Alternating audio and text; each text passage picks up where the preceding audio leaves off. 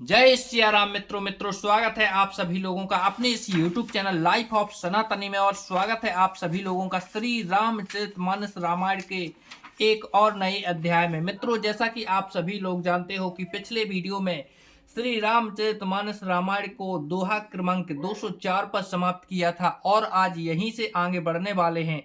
और मित्रों, यहाँ पर भगवान श्री राम की बाल लीलाओं का अद्भुत वर्णन चल रहा है। भगवान श्री राम की लीलाओं का ऐसा वर्णन चल रहा है जो कि शायद रामायण में भी नहीं दिखाया गया है। ऐसा वर्णन भगवान श्री राम जी की बाल लीलाओं का वर्णन चल रहा है। तो भगवान श्री राम जी की अद्भुत बाल कथा का रसपान जरूर करें और वीडियो को लास्ट तक देखें। और यहाँ से जो भी आपको सुंदर सुंदर दोहा चौपाइयाँ देखने को मिलने वाली हैं, सुनने को मिलने वाली हैं, वो भी सुने। चलिए मित्रों, तो अब बिना कुछ देरी के वीडियो में आगे बढ़ते हैं। लेकिन मित्रों, वीडियो में आगे बढ़ें उससे पहले हमारा आपसे बस एक ही छोटा सा रिक्वेस्ट है। यदि आप लोगों ने अभी तक इस यूट्यूब चैनल लाइफ ऑफ सनातनी को सब्सक्राइब नहीं किया है तो नीचे जो सब्सक्राइब का बटन है उसे दबाकर चैनल को सब्सक्राइब कर लेना है, साथ ही दबा लेना है बेल आइकन घंटी को। चलिए मित्रों, तो अब बिना कुछ देरी के वीडियो में आगे बढ़ते हैं। जय सिया राम। कौशलपुर बासी नर नारी वृद्धि अरुबाल, प्राणहु ते प्रिय लागत, सब कहूँ राम कृपाल। कौशलपुर के रहने वाले स्त्री पुरुष बूढ़े और बालक सभी को कृपालु श्री रामचंद्र जी प्राणों से भी बढ़कर प्रिय लगते हैं।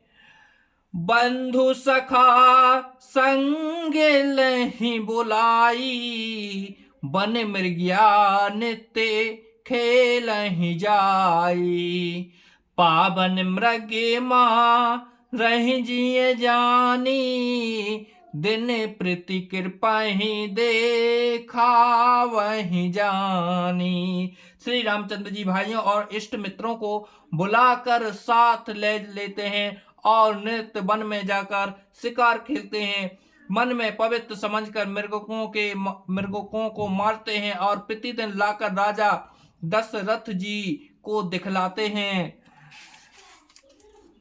जो मृग राम बाण के मारे, ते तनु तज सुर लोक सिधारे, अनुज सखा संग भोजन करही, मातु पिता आज्ञा अनुसरही। जो मृग श्री रामचंद्र जी के बाण से मारे जाते थे वे शरीर छोड़कर देवलोक को चले जाते थे।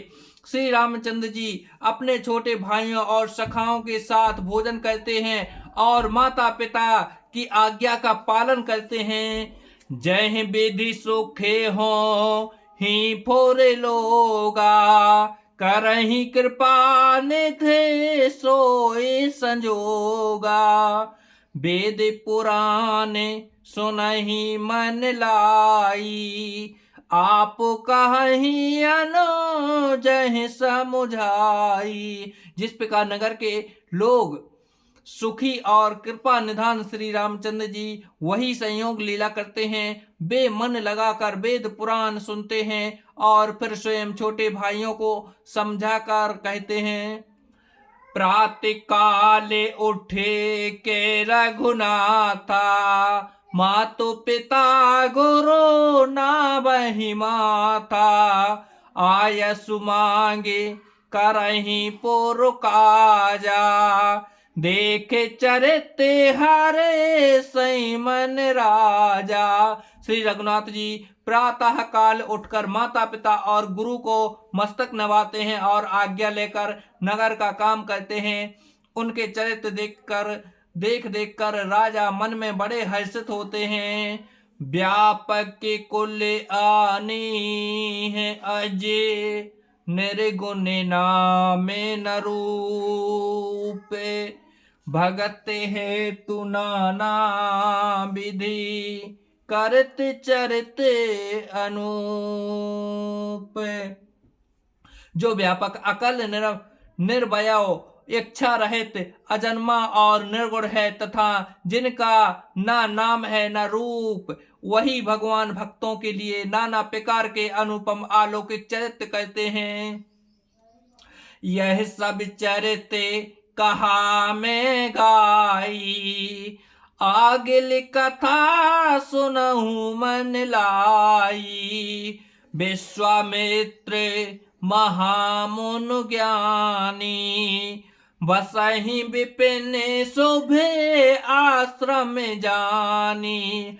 यह सब चरित्र मैंने गाकर बखान कर कहा, अब आगे की कथा मन लगाकर सुनो। आज्ञा ज्ञानी महामुनि विश्वामित्र जी मन में शुभ आश्रम पवित्र स्थान जानकर बसते थे। जय जय जप यज्ञ जोग मुनि करहि, अति मार्च सा सुबाहुहि डरहि। देखत यज्ञ निशाचर धावहि, करहि उपद्रव मुनि दुख पावहि। जहाँ वे मुनि जप यज्ञ और योग करते थे, परंतु मारीच और सुबाहु से बहुत डरते थे। यज्ञ देखते ही राक्षस दौड़ पड़ते थे और उपद्रव मचाते थे, जिससे मुनि बहुत दुख पाते थे। गाधी तनय मन चिंता व्यापी, हरि बिनु मरहि न निश्चर पापी। तब मुनि बरे मन कीन्हे विचारा, प्रभु अवतरऊ हरने महि भारा।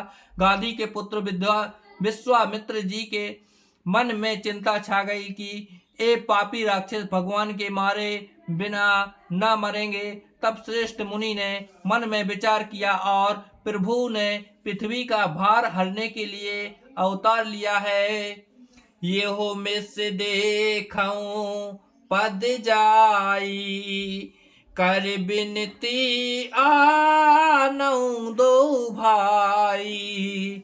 ज्ञान विरागे सकल गुण अयना, सो प्रभु में देख विभरि नयना। इसी बहाने जाकर मैं अपने उनके चरणों का दर्शन करूं और विनती करके दोनों भाइयों को ले आऊं। आह, जो ज्ञान वैराग्य और सब गुणों के धाम है, उन प्रभु को मैं नेत्र भर कर देखूंगा। बहुविधि करत मनोरथ, जाति लागे नहीं बार। करिमज्जन सरयू जले, गए भूपे दरबार। बहुत प्रकार से मनोरथ कहते हुए जाने में देर नहीं लगी। सरयू जी के जल में स्नान करके वे राजा के दरवाजे पहुंचे। मुनि आगे मने सुना सब राजा, मिलन गयऊं ले बेप्र समाजा। कर दंड बते मुनहि सन्मानी, निज आसन बैठा रही आनी। राजा ने जब मुनि का आना सुना, तब वे ब्राह्मणों के समाज को साथ लेकर मिलने गए और दंडवत करके मुनि का सम्मान करते हुए उन्हें लाकर अपने आसन पर बैठाया। चरण पखारे कीन्हे अति पूजा, मौसम आजो धन्य नहीं दूजा। विधि भांति भोजन करवावा, मुनिवर हृदय हरस अति पावा। चरणों को धोकर बहुत पूजा की और कहा, मेरे समान मेरे समान धन्य आज दूसरा कोई नहीं है। फिर अनेक प्रकार के भोजन करवाए, जिससे श्रेष्ठ मुनि ने अपने हृदय बहुत ही हर्ष प्राप्त किया। पुण्य चर नहीं मिले सुत चारी, राम देखे मुनि देह बिसारी। भय मगन देखत मुख शोभा, जनु चकोर पूरन ससिलोभा। फिर राजा ने चारों पुत्रों को मुनि के चरणों पर डाल दिया, उनसे उनसे प्रणाम कराया। श्री रामचंद्र जी को देखकर मुनि अपने देह की सुधि भूल गए। वे श्री रामचंद्र जी के मुख की शोभा देखते ही ऐसे मग्न हो गए, मानो चकोर पूर्ण चंद्रमा को देखकर लुभा गया हो।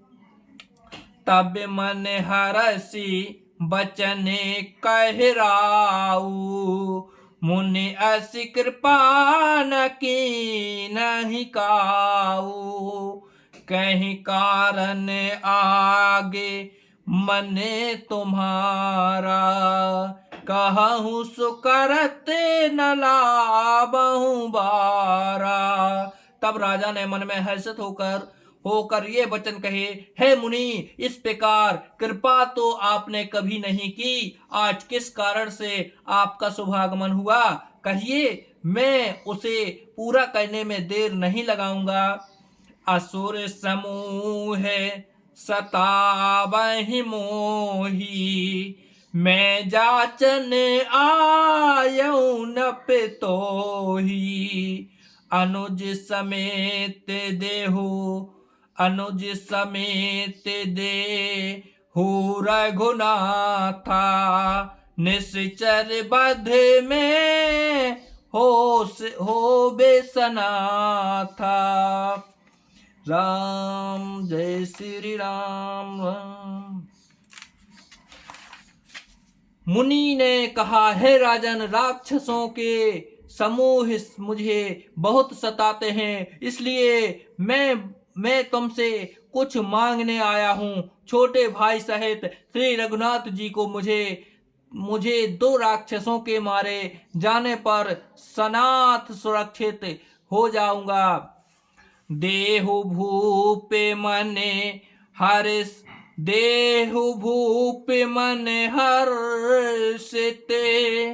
तजऊ मोह अज्ञान।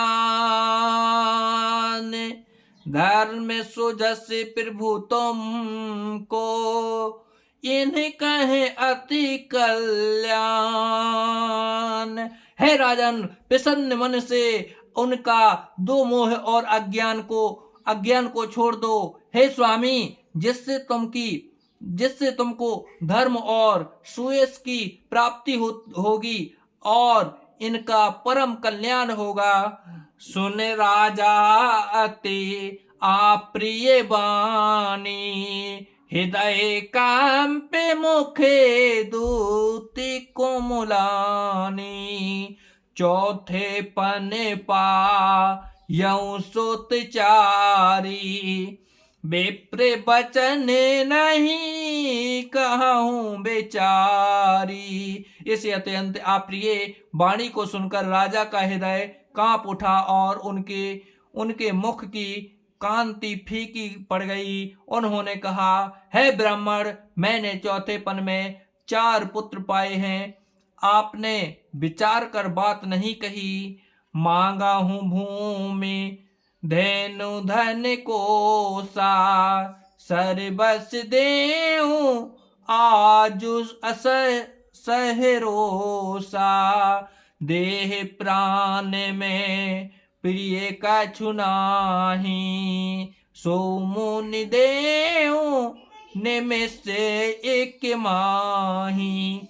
हे मुनि, आप पृथ्वी, गोधन और खजाना मांग लीजिए, मैं आज बड़े हर्ष के साथ अपना सर्वस्व दे दूंगा। देह और प्राण से अधिक प्यारा कुछ भी नहीं होता, मैं उसे भी एक पल में दे दूंगा।